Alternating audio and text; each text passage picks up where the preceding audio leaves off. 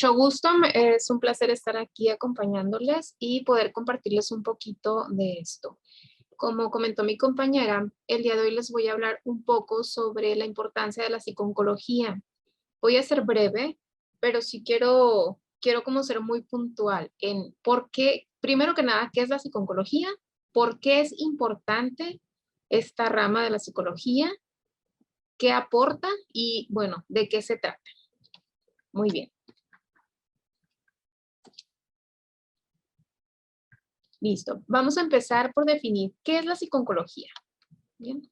La psiconcología es una rama de la psicología y esta se encarga de dar soporte a las y los pacientes que están pasando por una enfermedad de cáncer. Hablo de un soporte psicosocial, tomando como premisa que la o el paciente con cáncer es una persona, es un ser biopsicosocial, no solamente es un cuerpo enfermo. ¿Qué quiero decir con esto? No solamente se trata de que el paciente lleve su tratamiento, sea quimioterapia, sean radiaciones, sino que también necesita algo más, algo que soporte todas esas emociones, todos esos sentimientos que pasan por él o ella cuando está pasando por una enfermedad del cáncer. La persona vive un proceso de cáncer y antes de ser un enfermo, porque así se les llama a veces, un enfermo, antes de esto es una persona. Es una persona que tiene emociones, que tiene sentimientos, planes, metas, familia, amigos, trabajo, visiones, proyectos. O sea, es una persona que tiene una vida. Entonces, ¿qué pasa cuando llega el cáncer? Necesita acompañamiento. Un proceso de cáncer, además del tratamiento médico, debe incluir también un tratamiento y soporte para todas estas áreas que no son meramente el cuerpo enfermo, como les comentaba antes.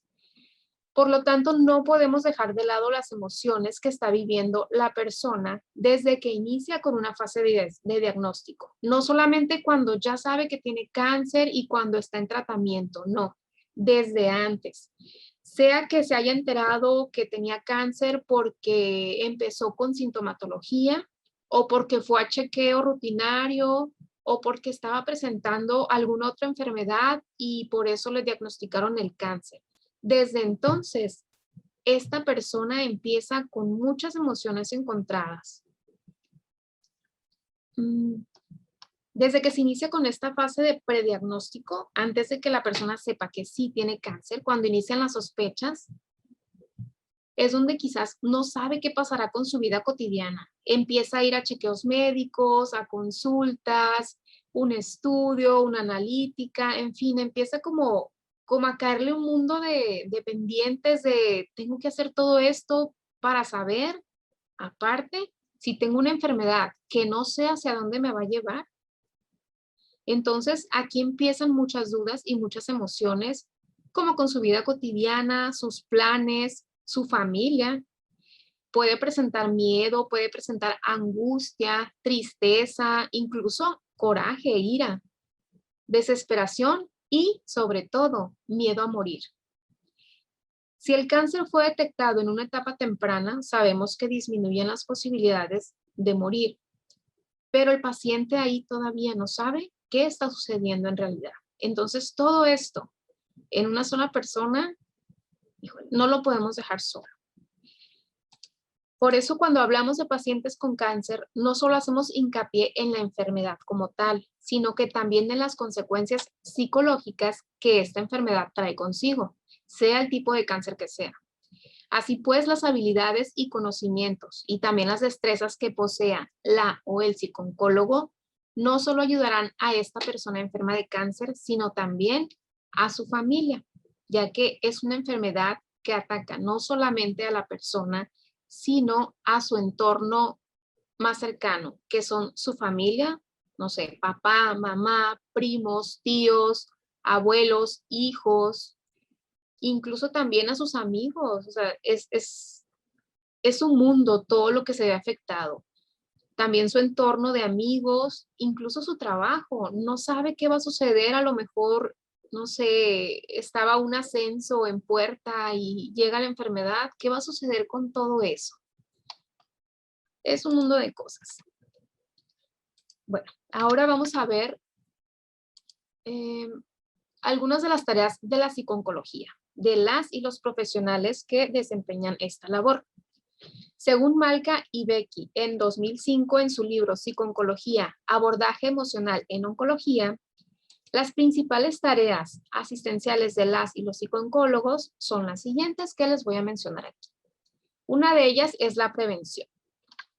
Otra es el diagnóstico y la evaluación, el tratamiento, la rehabilitación, los cuidados paliativos y el soporte al personal médico, al equipo multidisciplinar que lleva un tratamiento de cáncer. ¿A qué me refiero con prevención? El psicooncólogo o la psicooncóloga pueden llevar la tarea de diseñar estrategias de concientización y prevención de enfermedades. A veces las personas no conocen que ciertos hábitos les pueden llevar a ciertas consecuencias de salud. Entonces, puede ser tarea del psicooncólogo o la psicooncóloga hacer esas estrategias de concientización. En la evaluación y en el diagnóstico, son estos profesionales, los psicooncólogos y las psicooncólogas, quienes pueden apoyar al paciente a hacer frente a los procesos psicológicos que trae un proceso de evaluación y ya cuando se confirma el diagnóstico. Como les comentaba, desde el momento en que empieza el proceso de evaluación, el proceso de diagnóstico del paciente y ya cuando se le confirma que es cáncer, lo que esta persona está presentando, hay que hacer frente a muchos procesos psicológicos y es el psicooncólogo o la psicooncóloga quien puede dar este acompañamiento a la persona enferma. En el tratamiento hay que abordar los efectos tanto del tratamiento, los efectos secundarios, a lo mejor de una quimioterapia que hace que al paciente se le caiga su cabello. O sea, ¿qué impacto genera ese hecho en la persona? Entonces, podemos abordar estos efectos que trae el mismo tratamiento, así como las emociones que se derivan de estar enfermo de cáncer y aparte llevar un tratamiento que también es agresivo, todo lo que implica, por ejemplo, también una mastectomía, es un impacto muy fuerte también en la persona, en la paciente, el hecho de que parte de su cuerpo ya no va a estar con ella. ¿Cómo asimilar esa parte? ¿Cómo llevar ese duelo de esa pérdida? Es todo un proceso en el cual también se le puede y se le debe acompañar. No se le debería dejar solo en ningún momento de estas etapas. Pasemos a la siguiente, que es la de rehabilitación. En la rehabilitación, aquí se trata de rehabilitar no solo el cuerpo que estuvo enfermo o que está enfermo, pero que está en tratamiento, sino también de rehabilitar las emociones que se vieron afectadas, las emociones y las áreas de la vida de las personas que se vieron afectadas. Imaginen estar en un proceso complicado, en un tratamiento de cáncer y recibir la excelente noticia de que ya no hay cáncer en el cuerpo y ahora es volver tal vez no a lo que era antes, pero sí volver a la vida, volver a las actividades cotidianas, regresar al trabajo, regresar a mi vida a lo mejor como mamá, a mis estudios. ¿Cómo se hace ese regreso a todas las actividades? ¿Okay? En cuidados paliativos se refiere a que se pueden y se deben trabajar técnicas para paliar el dolor, así como los cambios necesarios en una etapa terminal. Los cuidados paliativos, hay enfermedades que se diagnostican ya bastante tarde cuando la enfermedad es muy avanzada y entonces el tratamiento va a ir dirigido a paliar los efectos, a paliar el dolor, a paliar los síntomas que está presentando la o el paciente. Entonces, si ya es una enfermedad terminal, es tarea del psicooncólogo o la psicooncóloga dar esas herramientas para poder afrontar y abordar este duelo que va a pasar y que estaría pasando el paciente con cáncer. La resolución de conflictos a lo mejor, el no dejar cosas inconclusas.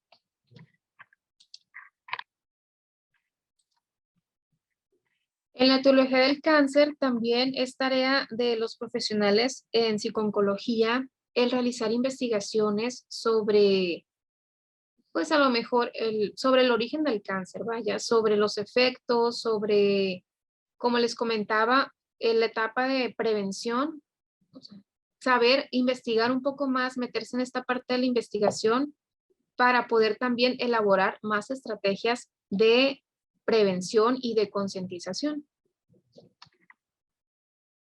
Y por último, mejorar las competencias comunicativas y de interacción del personal médico. Esto es para lograr un adecuado trabajo interdisciplinar. En un tratamiento contra el cáncer no trabaja únicamente el médico y en este caso el psicooncólogo. Es todo un equipo multidisciplinar, médicos, enfermeras o enfermeros, radiólogos, personal incluso administrativo del hospital en caso de que la persona esté hospitalizada. Pues es un equipo bastante amplio, multidisciplinar, y también hay que saber cómo cuidar a esas personas que están trabajando con las personas enfermas.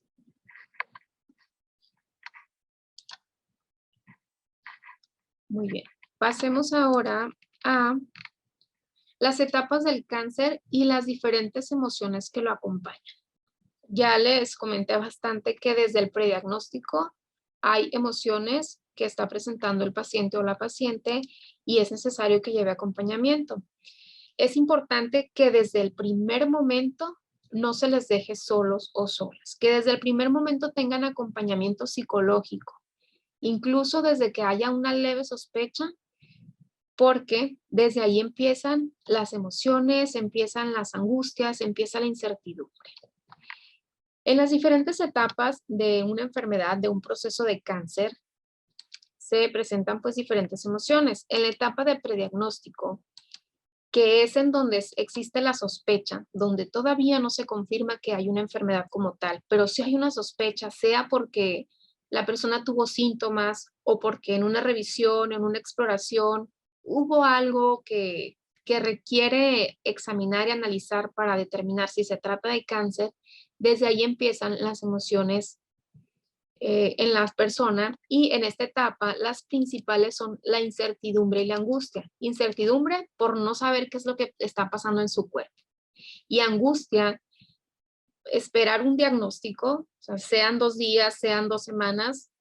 Imagínense el impacto, todo lo que pasa por la mente de la persona en lo que está esperando un diagnóstico, una confirmación.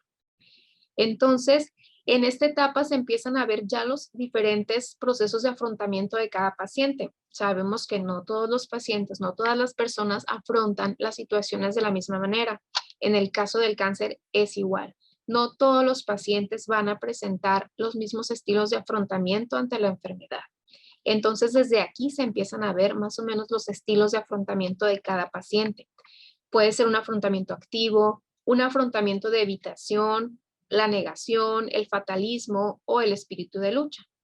Más adelante les voy a explicar un poquito más sobre esto. En la etapa del diagnóstico, las principales emociones que se presentan son, esta puede ser la fase con más emociones.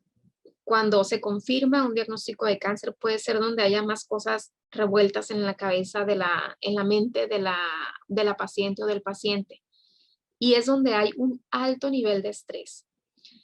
Si se confirma una sospecha, o sea, puede haber ira, enojo, tristeza, puede haber miedo, incluso culpa. Todo esto puede haber en esta fase, en esta etapa de diagnóstico. Y los estilos de afrontamiento pueden ser los siguientes. En un afrontamiento activo, puede llegar la persona, el paciente puede llegar a hacer modificaciones en sus estilos de vida para adaptarse a la situación.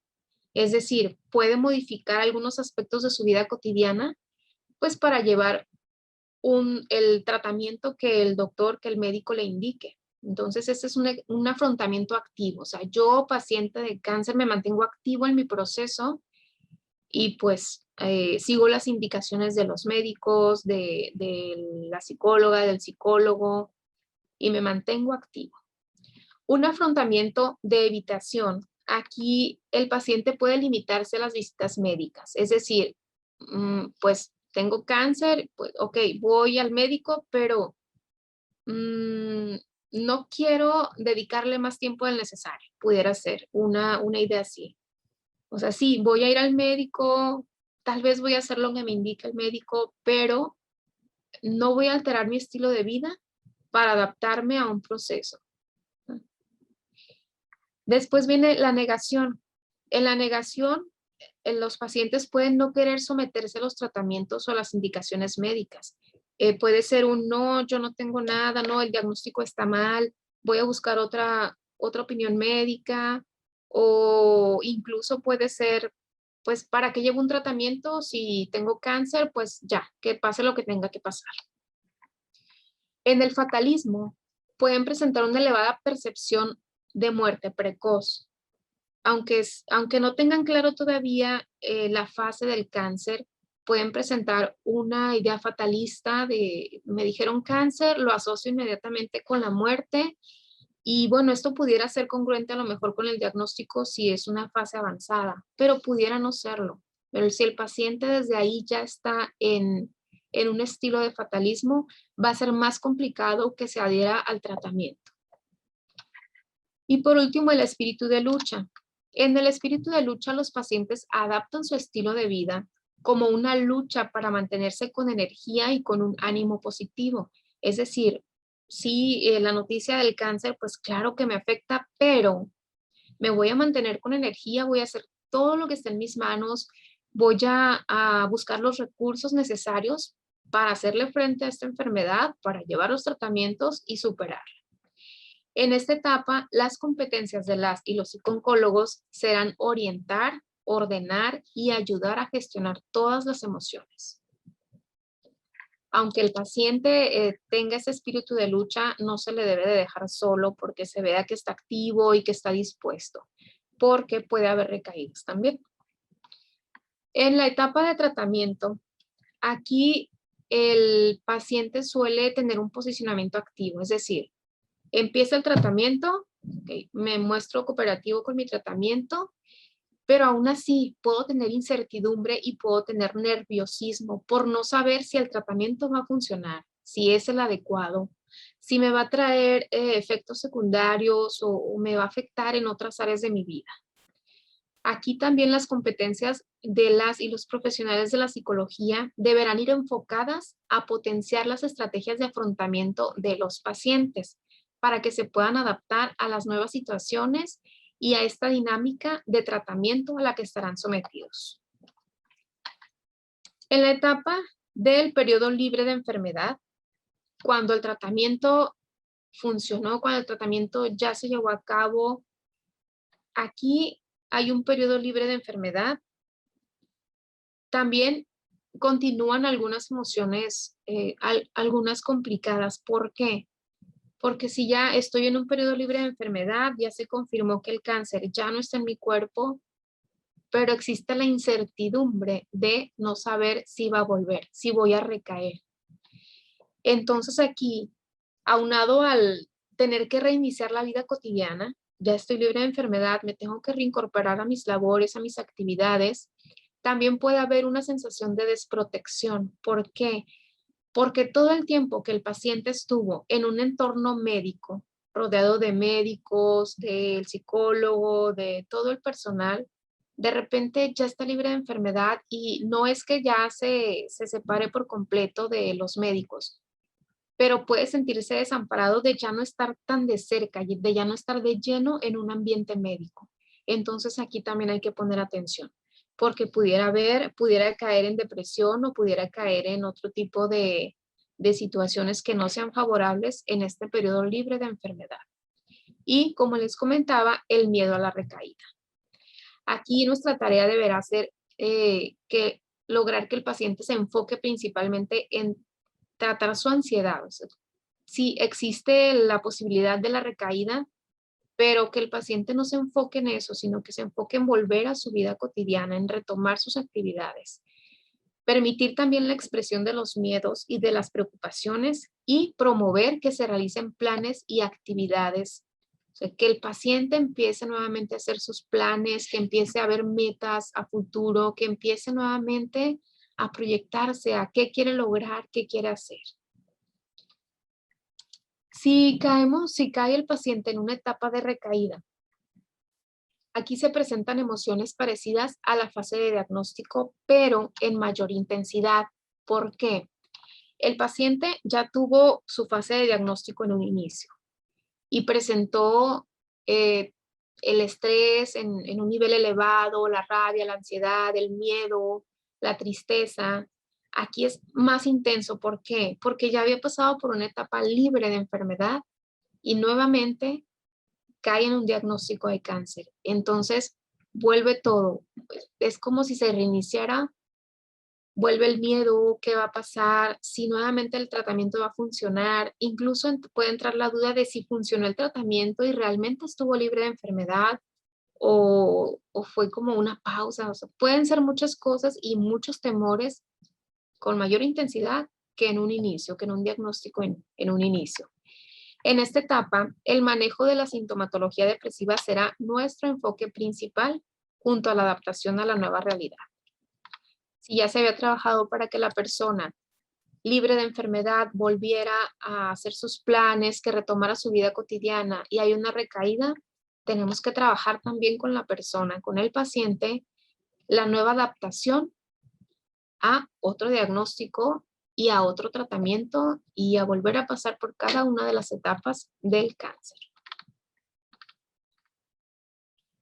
Aquí es bien importante lograr que los pacientes mantengan un rol activo en todo el proceso, que se mantengan participativos. Y en ocasiones es muy complicado, sobre todo si llega la depresión o si hay demasiada incertidumbre y se pierde la motivación. Pero es bien importante que el paciente se mantenga con un rol activo y participativo durante todas las fases del proceso del cáncer.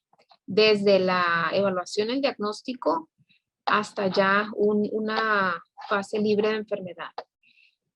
Y esto se puede lograr, se puede hacer uso de las técnicas como la psicoeducación, el manejo del estrés, de la autoestima, el manejo de los pensamientos automáticos, de las percepciones, el manejo de las técnicas de afrontamiento, manejo del estrés, del duelo, entre otras técnicas, para dotar a las y los pacientes de las herramientas que necesitan para el afrontamiento a la enfermedad. Aquí cabe aclarar que como profesionales de la psicología, con pacientes de oncología, no podemos trabajar únicamente desde la perspectiva psicológica. Es decir, necesitamos saber como psicólogos y psicólogas, necesitamos saber cuáles son las reacciones físicas, no solo psicológicas, de cada una de las fases de la enfermedad, de cada una de las etapas. Debemos saber las reacciones físicas habituales en personas con cáncer y en cómo reacciona el cuerpo humano si se llega a una etapa del final de la vida. Por ello debemos de trabajar con un equipo multidisciplinar para poder dar una atención integral y cubrir todas las áreas de la persona. No podemos enfocarnos como psicólogos nada más a la parte emocional, a la parte de las emociones del paciente sin saber si un medicamento le va a hacer sentir ciertas cosas, si algún medicamento le va a afectar en otras áreas de su vida, si incluso en el ámbito sexual, o sea, cómo el paciente va a afrontar todo esto. Entonces no nos podemos únicamente enfocar en los aspectos psicológicos, sino también en cómo físicamente al paciente le va a afectar todo este proceso. Desde que se le diagnostica, el tratamiento que se le dé para el tipo de cáncer que presenta el paciente, cómo es su etapa libre de enfermedad, si perdió algún miembro de su cuerpo o si tuvo algunos efectos por los medicamentos o por el tipo de tratamiento que llevó. Todo esto, ¿qué le va a ocasionar a nivel físico? Bueno, aquí les voy a dejar la siguiente reflexión. Y después ya pasamos a la fase de preguntas o incluso de comentarios. Me gustaría mucho escucharles. Mi reflexión es, la voy a poner aquí. El cáncer traspasa cualquier frontera. El dolor y el sufrimiento que se desprenden de este supera incluso las barreras culturales. No obstante, cada proceso es único. Y respetar esta individualidad es respetar a la persona que lo está viviendo. Por más que haya conocimiento del cáncer y de estas emociones que presentan, no es, cada persona puede afrontarlo de manera diferente. En cada persona puede significar algo completamente diferente y esto es lo que se debe de respetar, se debe de conocer, se debe de validar y acompañar a la persona. Gracias.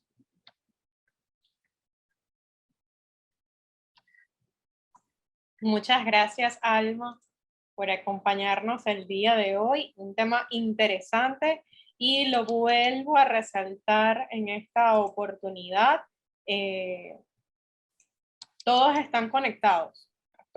Anteriormente estábamos hablando con Lina, estábamos hablando también con Andrea, estábamos hablando con la señora Laura y prácticamente todos estaban resaltando la importancia de las emociones, de cómo podemos tratarlas, de cómo saber manejarnos en este caso. Y yo lo decía hace minutos atrás antes de que de que te presentara, que la psiconcología veníamos a escuchar cómo podíamos trabajar ese aspecto mental e interno, tanto del paciente como de la propia familia que sirve de acompañamiento. Y creo que está interesante resaltar lo que decías de que no hay que dejar solo al paciente, que no hay que dejar que decaiga, no hay que dejar que entre en esa fosa oscura que simplemente las distintas emociones negativas pueden ir consumiéndolo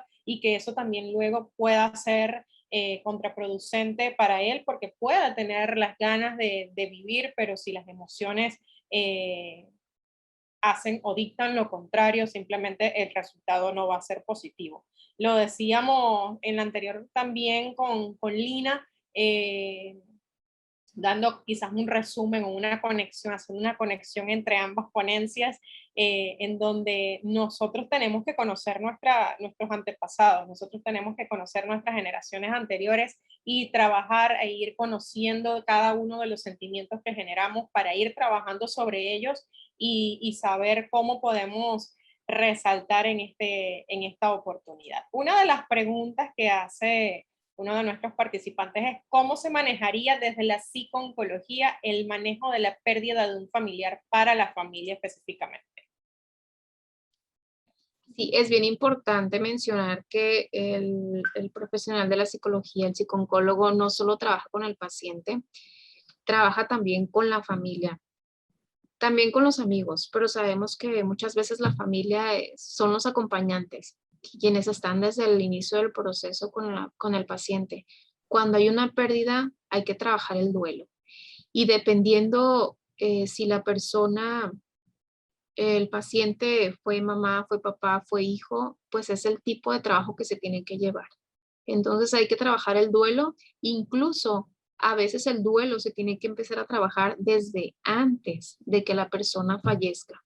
Si está en una etapa terminal, también la persona, el mismo paciente debe de trabajar su propio duelo y con la familia se puede empezar a trabajar desde antes esta parte. Sí, es bien importante no dejar a la familia sola también. Sé que casi no lo mencioné, me enfoqué mucho en el paciente, pero sí, la familia, los amigos también, si son amigos muy cercanos, pero la familia necesita mucho acompañamiento también. ¿Por qué? Porque van a estar yendo al médico y van a estar recibiendo el diagnóstico, luego los avances del tratamiento, luego si no funcionó y se tiene que cambiar de medicamentos o de tratamiento. Pero ¿quién les dice, oye, te escucho, cómo te sientes? ¿Qué está pasando por tu mente en estos momentos cuando a lo mejor es tu esposa la que está pasando por esta enfermedad? ¿Cómo te sientes? ¿Cómo es su vida de matrimonio después de que se diagnosticó el cáncer? Porque las cosas no son iguales. Entonces, Claro. sí es importante el acompañamiento y en caso de pérdida, trabajar el duelo. Claro, es importante eso que comentas y también resaltar que durante la etapa de duelo existen varias fases, por lo que es resaltante lo que dices, quizás es el enfermo, también conocer la etapa de la enfermedad para saber hacia dónde nos están preparando. Y creo que eso es lo más importante, el saber tratar, sea familia, sea pariente, sea cercano, porque nosotros podemos tener miedo a la muerte, pero sabemos que ella está allí y que en algún momento puede llegar. Lo comentaba detrás de cámara, yo por lo menos a mí me tocó de cerca por una compañera que falleció antes de los 30 años, dejando su familia pequeña y que eso sabíamos que podía llegar, pero no estábamos preparados para qué tan cercana podía estar esa muerte y sí nos termina afectando. O sea, más allá de que una vez que la persona fallece, nosotros decimos que se terminó el dolor para ellos porque sabemos todo el padecimiento que ocurre durante su etapa, sí es duro saber que la batalla fue perdida en ese caso. Y creo que eso es parte del llamado del día de hoy, de hacer conciencia, de tomar prevenciones, de escuchar el cuerpo, de como decía la señora Laura al inicio de nuestro evento, el hacer los chequeos rutinarios para que ningún síntoma llegue tardío, porque algunas veces no se denota, es silencioso y ya cuando es muy tarde es que venimos a darnos cuenta. Por acá, Janelis dice que es realmente importante voltear la mirada hacia la familia, hacia los amigos, todos los cercanos, porque ellos también viven la enfermedad como el paciente y viven también su proceso emocional, que es igual de fuerte, pero quizás no es el mismo. Y ambos deben ser atendidos por esto que decías tú, las emociones. Si nosotros no estamos fuertes como puente, como soporte para el propio paciente también puede llegar a decaer en ese proceso y es importante estar mirando a cada una de las personas que lo rodean. Así es importante no dejar a la familia de lado por lo que comentábamos y bueno, sí, cada etapa trae consigo ciertas emociones que a lo mejor se repiten en varias etapas. El miedo, creo que es una de las principales emociones que se presentan desde el inicio, pero sí es importante identificarlas también para revisar si el paciente está llevando un proceso pues sano, un proceso digamos adecuado de alguna manera a lo que está viviendo. Claro. Por acá Josbel pregunta si se tuviese un familiar con un cáncer en una etapa incurable, ¿es mejor ocultárselo para que éste no sufra? Ok, ese es un tema bastante delicado y a final de cuentas es pues decisión de la familia, pero hablando creo que moralmente y desde la psicología no es mejor ocultárselo porque la persona necesita vivir su proceso. Si se le oculta que tiene una enfermedad terminal, de todas maneras va a sufrir. ¿Por qué? Porque las personas que están a su alrededor, por más que intenten, no van a poder actuar normal. Aunque digan, actúa normal frente a ella, pero que no se dé cuenta que estamos tristes porque sabemos que va a morir, la persona va a empezar a percibir ciertos cambios, ciertas actitudes, y bueno, lejos de estar tranquila y no pasa nada, se puede empezar a generar dudas. Entonces también es justo, creo, para la persona que sepa, para que pueda sanar su proceso, que pueda sanar, vivir su propio duelo y sobre todo, digo, saber que vamos a morir y saber a lo mejor en cuánto tiempo no es nada fácil y no sé si hay personas que preferirían no saberlo, a lo mejor sí, pero hay personas que prefieren saberlo, que claro que les gustaría saber para qué, para resolver situaciones a lo mejor. Hacer un checklist de lo que falta, de lo que quiere Sí, vivir, de lo sí, que quiere disfrutar. creo que hemos visto muchas películas donde hablan de, ay, voy a morir mañana, Correcto. ¿qué quiero hacer? Pues sí, la persona tiene derecho a saber. Claro que hay que saber la manera en que se le informaría. No sería, o sea, hay que buscar la manera y, si se puede, acompañados de un profesional mucho mejor. ¿Por qué?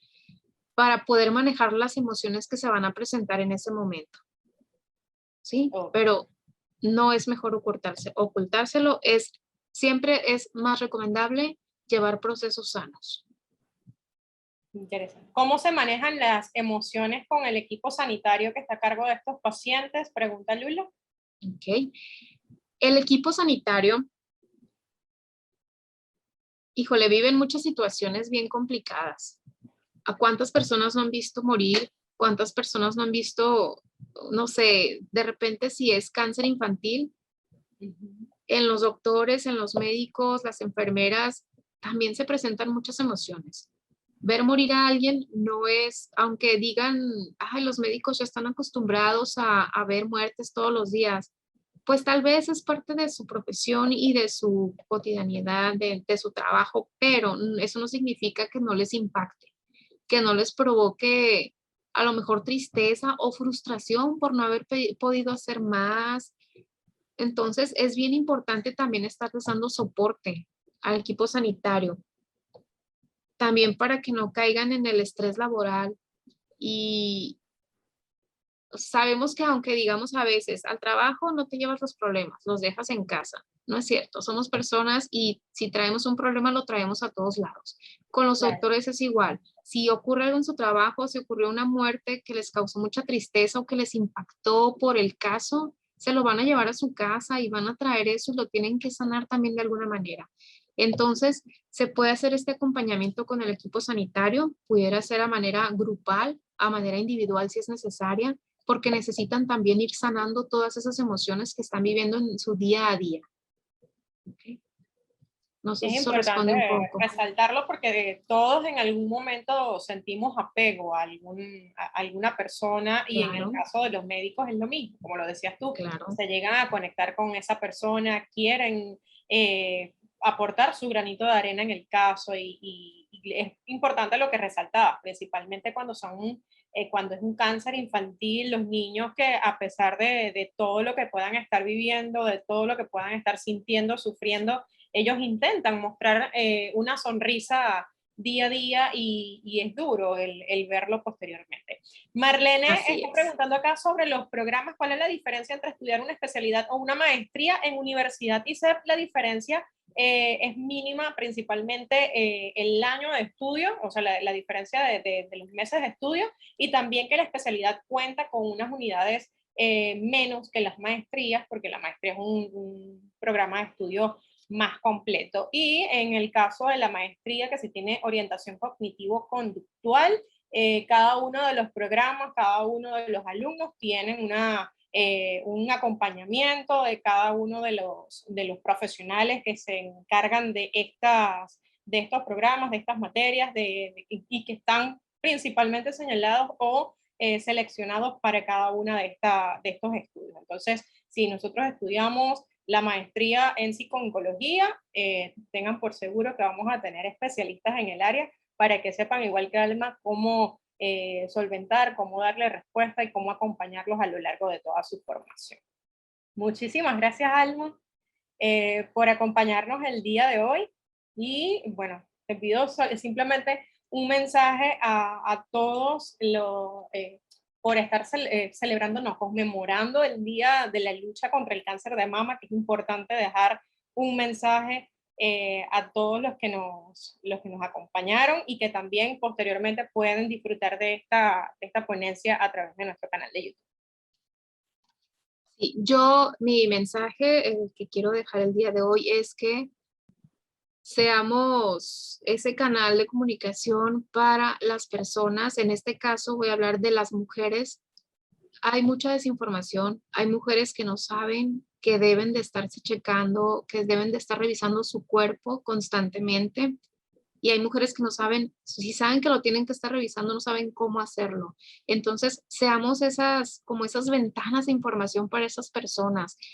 Lo poquito que podamos aportarle a cada quien, hacer conciencia de que necesitamos estar cuidando nuestro cuerpo, estar pendientes de nuestro cuerpo, no nada más cuando me siento mal, sino que tengo que estar monitoreando si todo está bien con, pues en este caso, con mis chequeos mensuales o yendo al médico cada cierto tiempo, aunque no me sienta mal. O sea, hagamos conciencia hagamos ruido para que las mujeres sepan que tienen que cuidar su cuerpo, que se quieran tal y como son y que cuiden y sobre todo que se atiendan a la primera señal de alarma o la primera sí, señal que no me gusta esto, que le hagan caso, que se escuchen. Así es. No, y también antes de esas señales, ahí hay que hacerse el chequeo constante, no hay que abandonarnos y no podemos hacer de lado. Una vez más lo repito, no podemos hacernos de lado y dejar que terceras personas, que el trabajo, que la rutina en casa sea mucho más importante que nosotros, porque creo que es un defecto en todos, de que simplemente nos hacemos a un lado y queremos salvar el mundo, queremos rescatar el día y queremos hacérselo más fácil a otros, a la familia, en el trabajo, en todo lo que hacemos y simplemente al final del día nos acostamos para descansar, pero no nos estamos escuchando. Así es. Muchas gracias, Alma, y recuerden, para conocer cada uno de nuestros programas pueden visitar nuestra página web www.universidadisep.com. Allí, dependiendo de su país, ustedes pueden acceder y solicitar información para que nuestros compañeros del equipo de admisión puedan brindarle detalles con mayor amplitud, y también pueden seguirnos a través de nuestras redes sociales. Estamos en Instagram, en Facebook, en LinkedIn, en Twitter, en YouTube y en TikTok como @universidadisep. Estamos prácticamente en todas las redes sociales y en todas tenemos nuestro nombre oficial @universidadisep, en donde estamos compartiendo a cada rato, cada estudio que tenemos disponible de forma online para que ustedes a su ritmo de vida, a su ritmo del día, puedan estar asistiendo a cada una de estas clases. Agradecidos por acompañarnos el día de hoy. Nos vemos mañana a la misma hora a partir de la 1 de la tarde México para abrir con este segundo día de este encuentro online Modo Rosa. Agradecidos, buenas tardes y nos vemos mañana.